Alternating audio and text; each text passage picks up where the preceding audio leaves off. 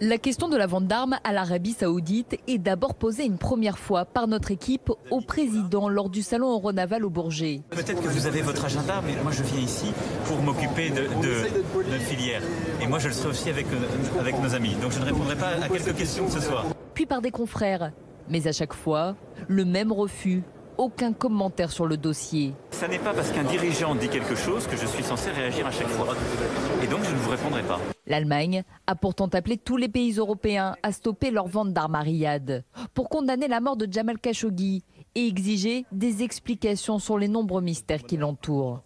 Mais le gouvernement français, pour l'instant, ne suit pas le mouvement. Vis-à-vis des exportations d'armement, eh bien, nous attendrons les résultats de cette enquête. Nous avons besoin de faits, nous avons besoin qu'ils soient établis.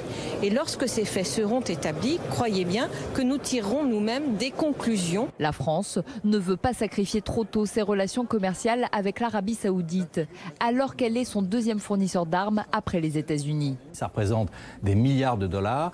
Et donc pas question d'y renoncer, mais il y a aussi d'ailleurs des grandes sociétés comme EDF ou Accor qui font du business. C'est donc la raison d'État qui l'emporte. D'ailleurs, Donald Trump, après avoir condamné le meurtre du journaliste, a souligné que si son pays optait pour des sanctions financières contre Riyad, il pourrait rapidement se faire doubler sur le marché de l'armement, notamment par la France.